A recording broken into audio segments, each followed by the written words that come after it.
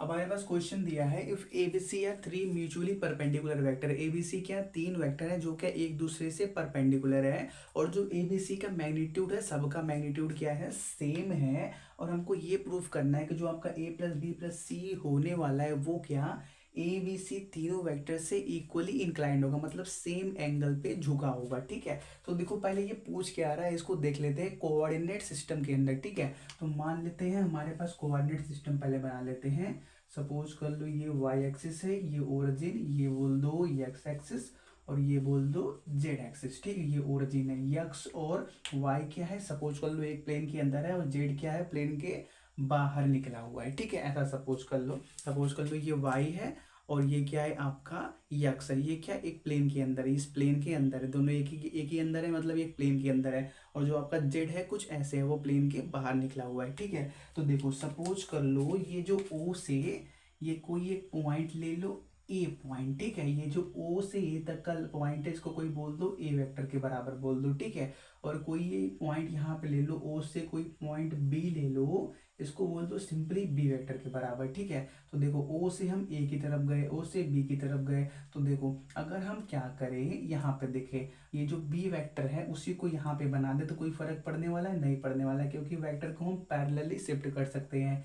Parallel shift कर सकते हैं, ये भी बी वेक्टर है तो ये भी क्या होगा बी वेक्टर के ही बराबर होगा, क्योंकि देखो ये एक्स और वाई हमने बोला कि एक ही प्लेन के अंदर है। सपोज कर लो ये आपका ओरिजिन है ना, यहाँ पे बैठा हुआ है, और देखो अब देखो लग रहा है ना कि एक्स और वाई क्या है एक ही प्लेन के अंदर है। ठीक है, हमने क्या बोला, इस एक्स एक्सिस पे कोई एक लेंथ मान लो ए के बराबर, इस वाई एक्सिस पे कोई एक लेंथ मान लो बी के बराबर। हमने क्या कर दिया, बी को पैरेलल शिफ्ट करके यहाँ पे बैठा दिया, बोल दिया जो लेंथ यहाँ पे है वो लेंथ यहाँ पे होगा। देखो पैरेलल क्यों शिफ्ट किया, क्योंकि हमको ट्रायंगल लॉ पता है कि पहले वेक्टर के हेड के ऊपर अगर दूसरे वेक्टर का टेल है तो जो इनका रिजल्टेंट होता है वो पहले वेक्टर के टेल और दूसरे वेक्टर के हेड को मिला के बनता है। तो हमने क्या कर दिया, इसको मिला दिया, तो और ये बोला कि ये क्या है इनका रिजल्टेंट है। तो रिजल्टेंट क्या है हमारा ए प्लस बी है। ए प्लस बी क्या अभी भी उसी प्लेन के अंदर है, मतलब एक्स वाई प्लेन के अंदर ही है। ये जो हमने एक्स और वाई बनाया और क्या इनका जो रिजल्टेंट निकाला, ये जो रिजल्टेंट निकल रहा है हल्का टेढ़ा दिख रहा है ना, हल्का तिरछा, ये हल्का तिरछा देखो, हल्का तिरछा दिख रहा है ना, ये क्या अभी भी इसी प्लेन के अंदर है। ठीक है, तो क्या कर लेते हैं, एक सेकेंड रुको, तीनों को साथ में एडजस्ट कर लेते हैं। ठीक है, तो आपको कुछ दिखाना पड़ेगा। तो देखो सपोज कर लो ये हमारे पास अब बन गया हुआ है, ये अब ए बी सी बन गया है। अब इसको देखो, अब इन दोनों को भूल जाओ, हमको क्या ए प्लस बी चाहिए। ठीक है, ए बी सी बोल दिया था ना, ये ए प्लस बी बन चुका है। ठीक है, अब इन दोनों को भूल जाओ, अब इसको देखो। अब हम क्या कर देते हैं, हमारा तीसरा जो वेक्टर है, ये जो जेड एक्सिस के ऊपर कोई एक पॉइंट मान लो, सी पॉइंट मान लो, चलो कोई पॉइंट सी पॉइंट मान लेना जो कि सी वेक्टर के बराबर है मान लेना। ठीक है, मार्कर जो सही था वो हाथ में है। ठीक है, तो देखो हमने क्या बोला, ये ए प्लस बी वैक्टर है, और ये जो जेड एक्सिस के ऊपर एक पॉइंट हमने मान लिया जो कि सी वेक्टर के बराबर है। ठीक है, तो ये जो वेक्टर है इसको हम पैरेलली शिफ्ट कर सकते हैं। हमने क्या बोला कि हम ए प्लस बी वैक्टर बनाए थे, उसका डायरेक्शन ये है ए से बी की तरफ, मतलब ए प्लस बी का हेड कहाँ पर है, यहाँ पे एरो यहाँ पे लगा हुआ है, हेड यहाँ पे है। ठीक है, तो ये जो सी वेक्टर है इसको शिफ्ट करके हम यहाँ पे ला सकते हैं, शिफ्ट करके हमने यहाँ पे ला दिया। ठीक है, तो देखो अब हमारे पास क्या बचा हुआ है, एक सेकंड, इसको भी हटा लो, इसको भी हटा लो। ठीक है, हमारे पास ये बचा हुआ है ए प्लस बी, और ये हमने बोला ये क्या है, हमारे पास जेड एक्सिस पे कोई एक पॉइंट है सी, हमने सी को पैरेलल शिफ्ट करके यहाँ पे कर दिया। ठीक है, तो देखो जब सी ओ से सी की तरफ गया, मतलब क्या हमारा डायरेक्शन क्या है, ऊपर की डायरेक्शन में है, तो यहाँ पे बैठाएंगे तो भी डायरेक्शन ऊपर की डायरेक्शन में होगा। तो देखो इस वेक्टर का हेड इस वेक्टर के टेल के ऊपर रखा हुआ है, तो ये दोनों भी क्या करेंगे, ट्रायंगल लॉ के फॉलो करेंगे। तो ये दोनों हमारे पास देखो, ये हमारे पास हो गया इतना। ठीक है, हमने क्या बोल दिया, एक कोई पॉइंट यहाँ पे सी ले लिया जो बोल दिया कोई एक सी वेक्टर के बराबर है। ठीक है, तो हमने क्या कर दिया, सी वेक्टर को यहाँ पे पैरेलली शिफ्ट कर दिया। ठीक है, पैरेलली शिफ्ट कर दिया, ये क्या है सी वेक्टर के बराबर है। देखो देखने में लग रहा है कि ये दूसरे साइड है, ये दूसरे साइड है, लेकिन नहीं, दोनों क्या है पैरेलल शिफ्ट हमने किया है। जेड हमने यहाँ पे रखा हुआ था, उसी को यहाँ पे कर दिया है। ठीक है, इतना हो गया। तो देखो अब क्या हुआ, ये जो ए प्लस बी का हेड है उसके ऊपर क्या सी का टेल रखा हुआ है, तो यहाँ पे भी ट्रायंगल लॉ लगेगा कि अगर पहले वेक्टर के हेड के ऊपर दूसरे वेक्टर का टेल रखा हुआ है तो उनका रिजल्टेंट होता है वो कैसे निकलता है, पहले के टेल और दूसरे के हेड को मिला के बनता है, और रिजल्टेंट क्या होगा ए प्लस बी और सी, मतलब क्या ये ए प्लस बी प्लस सी के बराबर होने वाला है। देखो हमने बोला ये जेड वेक्टर, ये ए प्लस बी, और जेड को पैरेलल शिफ्ट करके यहाँ पे कर दिया, तो ये हमारे पास ये बन गया, ये बन गया। अब रिजल्टेंट कैसे निकलेगा, जब हम क्या करेंगे, पहले वेक्टर के टेल, पहला वेक्टर मतलब ये ए प्लस बी वेक्टर का टेल ये है, और हेड कौन सा है दूसरे वेक्टर का, ये, जब इनको मिला देंगे तो हमको क्या मिल जाएगा, रिजल्टेंट मिल जाएगा। तो रिजल्टेंट कितना मिलेगा, ए प्लस बी प्लस सी के बराबर मिलेगा। ये बात क्लियर हो गया। तो वो इसी तरह हमको ये देखना है, ठीक है। तो कि जो ए बी सी है वो क्या इस वेक्टर बी वेक्टर और ये सी वेक्टर से इक्वली इंक्लाइंड है। कहने का मतलब अगर हम ये जो ए प्लस बी प्लस सी है इसको ए वेक्टर के साथ कोई थीटा एंगल पे बोल दे, बी वेक्टर के साथ कोई थीटा 2 एंगल पे बोल दे, और सी वेक्टर के साथ कोई थीटा 3 एंगल पे बोल दे, तो वो बोल रहा है कि जो आपका थीटा 1 थीटा 2 और थीटा 3 है ये बराबर है। ये बात प्रूफ करो, ठीक है। ये बात क्लियर हुआ कि नहीं, जो हमने ये कंस्ट्रक्शन दिखाया, एक बार फिर देखना है तो देख सकते हो, ठीक है। तो देखो पहले हमने क्या बोला कि आप कोऑर्डिनेट एक्सिस बना लो। कोऑर्डिनेट एक्सिस का मतलब एक बना लो आप, ये वाई एक्सिस बना दो, एक ओरिजिन बना दो, एक एक्स एक्सिस बना दो, और एक जेड एक्सिस बना दो। हमने क्या बोला, एक्स और वाई क्या एक प्लेन के अंदर है, मतलब क्या एक्स आपका बोल दिया ऐसे है, वाई ऐसे है, और यहाँ पे इनका कॉमन पॉइंट जहाँ पे मिल रहा है वहाँ पे ओरिजिन है, ठीक है। अभी तक ये बोला हुआ है। फिर हमने क्या बोला, आप क्या कर दो, ये एक्स एक्सिस पे कोई एक पॉइंट ले लो ए, जिसको बोल दो कि या ओ से ए तक का जो लेंथ है उसको कोई वेक्टर के फॉर्म में लिख दो, क्या बोल दो, ए वेक्टर। और कोई वाई एक्सिस पे कोई पॉइंट बी ले लो, और ये जो ओ बी वेक्टर बन रहा है इसको सिंपली स्मॉल बी वेक्टर के बराबर लिख दो। अब क्या बोला, ये बी वेक्टर को हम पैरेलली शिफ्ट करके यहाँ पे ला सकते हैं, तो यहाँ पे ला दिया ये बी वेक्टर। तो अब क्या हुआ, ये पहले वेक्टर मतलब ये जो ए वेक्टर का हेड है उसके ऊपर ये दूसरे वेक्टर मतलब बी वेक्टर का टेल रखा हुआ है। तो यहाँ से ट्रायंगल लॉ क्या बोलता है कि जो इनका रिजल्टेंट होगा वो कैसे, पहले वेक्टर के टेल और दूसरे वेक्टर के हेड को मिला के होगा। इसका डायरेक्शन इस डायरेक्शन में है, मैं और क्या इसके किसके बराबर होगा, ये ए प्लस बी मतलब ए प्लस बी के रिजल्टेंट के बराबर होगा।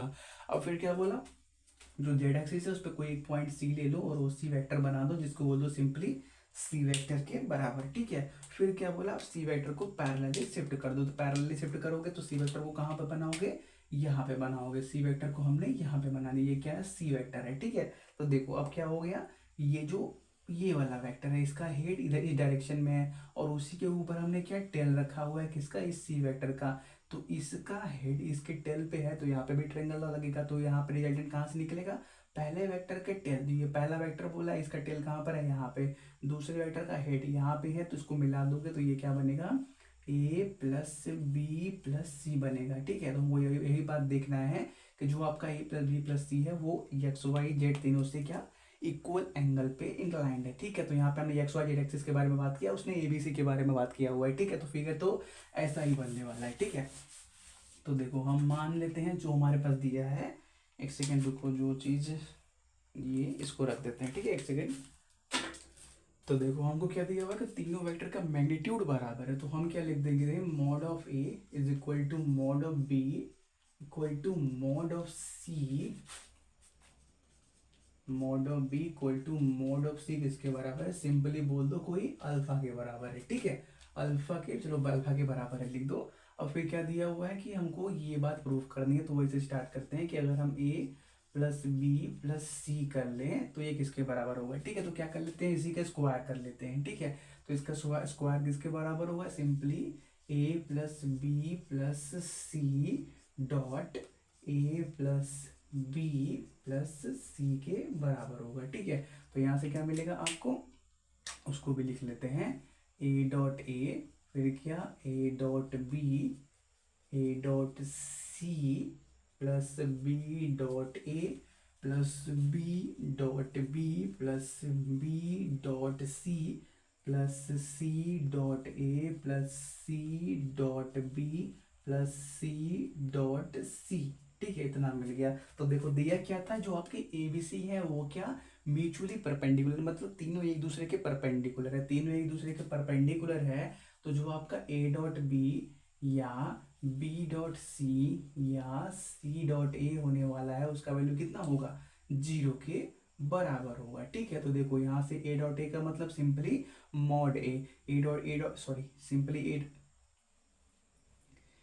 ए डॉट ए का मतलब मॉड ए इंटू मॉड ए कॉस जीरो का वैल्यू 1, तो सिंपली कितना हो गया, मॉड ए का स्क्वायर हो गया, ठीक है। तो ए डॉट ए से क्या मिला आपको, मॉड ए का स्क्वायर मिला, और ए डॉट बी क्या हो गया, जीरो हो गया, A dot C zero, B dot A ये भी जीरो, बी डॉट बी क्या हो गया, प्लस मॉड बी का स्क्वायर हो गया, फिर क्या बी डॉट सी ये भी जीरो, सी डॉट ए ये भी जीरो, सी डॉट बी ये भी जीरो, सी डॉट सी मतलब क्या, मॉड सी का स्क्वायर हो गया, ठीक है। और दिया क्या था कि ये जो आपका तीनों का मैग्नीट्यूड है वो क्या, सिंपली अल्फा के बराबर है और सभी सेम है, ये बात तो उसने दिया था, ठीक है। तो हमारे पास a प्लस बी प्लस सी का जो स्क्वायर है वो किसके बराबर हो जाएगा, इसको सबकी जगह क्या रख लेते हैं, अल्फा रख लेते हैं, ठीक है। तो क्या मिल जाएगा आपको, alpha square plus alpha square करने का मतलब 3 अल्फा स्क्वायर हो गया, ठीक है, 3 अल्फा स्क्वायर हो गया। तो यहाँ से अगर हम क्या करें, a प्लस बी प्लस सी का वैल्यू निकाले तो वो कितना निकलेगा, अल्फा√3 मिलेगा, ठीक है। इतना हो गया, चल हम क्या कर देते हैं, इतने को रफ कर देते हैं, ठीक है। आप नोट कर लो थोड़ी से, चलो ठीक है। तो हमारे पास जो वैल्यू मिला है उसको लिख लेते हैं कि हमारे पास a प्लस बी प्लस सी का वैल्यू कितना मिला, अल्फा√3 मिला, ठीक है। अब मान लेते हैं ये जो हमारे पास वेक्टर आया कौन सा, a प्लस बी प्लस सी, जो हमने आपको दिखाया बन के कैसा बनेगा, ये क्या आपके ए वेक्टर के साथ, ये जो हमने पहला वेक्टर बनाया था ए वेक्टर के साथ, उससे जो एंगल बना रहा है वो क्या कुछ θ1 के बराबर है। हमने कंस्ट्रक्शन में दिखाया हुआ था कि हमने θ1 मान लिया था, ठीक है। तो देखो जो आपका इसका डॉट प्रोडक्ट होगा A plus B plus C dot A, ये किसके बराबर होगा, आपका mod of A plus B plus C और क्या मॉड ऑफ ए कॉस θ1 के बराबर होगा, ठीक है। और जो a प्लस बी प्लस सी का मॉड आया था वो किसके बराबर आया था, अल्फा√3 के बराबर आया था, ठीक है। हमने क्या कर दिया था, इसको स्क्वायर करके ओपन किया था, तो जो चीज बचा था मैग्नीट्यूड ही बचा था। तो देखो यहाँ पे क्या मिल गया, ये अल्फा√3 मिल गया, और मॉड ए का मतलब सिंपली क्या, हमने अल्फा माना, तो यहाँ पे अल्फा हो गया, कॉस θ1 हो गया, तो यहाँ पे क्या मिल गया, अल्फा स्क्वायर मिल गया। अब लेफ्ट में क्या मिलेगा, ए डॉट ए मिलेगा प्लस बी डॉट ए मिलेगा प्लस सी डॉट ए मिलेगा। तो क्या ए बी सी परपेंडिकुलर है, तो ये जीरो हो जाएगा, तो सिंपली कितना बचेगा हमारे पास, ए डॉट ए का मतलब सिंपली मॉड ए का स्क्वायर, तो सिंपली कितना मिल गया, यहाँ पे अल्फा का स्क्वायर मिल गया, यहाँ पे अल्फा स्क्वायर √3 है, तो अल्फा स्क्वायर कैंसिल, तो मतलब यहाँ से क्या मिला हमको, कॉस θ1 इज इक्वल टू √3, मतलब θ1 कितना मिल गया, कॉस इनवर्स कितना मिल गया, कुछ तो घट रहा है, यहाँ पे 1 बचने वाला है ना, यहाँ से ये कैंसिल होगा तो सिंपली 1 बचेगा, तो यहाँ पे कॉस कुछ तो घट रहा है, एक सेकेंड को। तो देखो हमारे पास यहाँ से क्या मिलेगा, alpha square is equal to alpha square √3 मिलेगा, तो अल्फा स्क्वायर कैंसिल हो जाएगा, राइट में कितना बचेगा, 1 बचेगा, ठीक है। तो यहाँ पे 1 बच रहा है, यहाँ पे cos θ1 बच रहा है, तो यहाँ से cos θ1 कितना मिल गया, 1/√3 मिल गया, तो cos θ 1/√3 मतलब θ1 का वैल्यू कितना मिल गया, cos इनवर्स 1/√3 मिल गया, ठीक है। यहाँ हो गया θ1। ऐसे क्या कर लेते हैं हम, θ2 के बारे में देख लेते हैं, ठीक है, आप इसको नोट करो। तो देखो अब मान लेते हैं ये जो आपका a प्लस बी प्लस सी है वो क्या बी वेक्टर के साथ कुछ θ2 एंगल बना रहा है, तो उस सिचुएशन में क्या होगा, a प्लस बी प्लस सी का हम डॉट प्रोडक्ट अगर करें बी वेक्टर के साथ तो हमको कितना मिलेगा, mod of a plus B plus C vector और क्या मॉड ऑफ बी वेक्टर और फिर कॉस θ2 मिलेगा। तो यहाँ पे भी क्या मिलेगा, यहाँ पे सिंपली आपको अल्फा स्क्वायर में मिलने वाला है, ए डॉट बी जीरो हो जाएगा, बी डॉट बी मतलब क्या मॉड बी का स्क्वायर सिंपली अल्फा स्क्वायर, और सी डॉट बी वो भी जीरो होने वाला है, ठीक है। मतलब सिंपली बी डॉट बी का अल्फा स्क्वायर बचने वाला है, यहाँ पे क्या मिलेगा अल्फा√2, और यहाँ पे अल्फा मतलब अल्फा स्क्वायर √2 नहीं √3 मिलेगा, और कॉस θ2 मिलेगा, तो कितना मिल गया यहाँ से अल्फा स्क्वायर कैंसिल हो जाएगा, मतलब यहाँ से θ2 का वैल्यू कितना मिल गया, कॉस इनवर्स 1/√3 मिल गया। और ऐसे क्या करोगे, सी वेक्टर के साथ बोल दोगे, इसको नोट कर लो, ऐसे ही बोल दोगे सी वेक्टर के साथ जो आपका एंगल है वो क्या θ3 बना रहा है, तो बस करोगे क्या, यहाँ पे बी है वहां पे सी कर लोगे, ठीक है।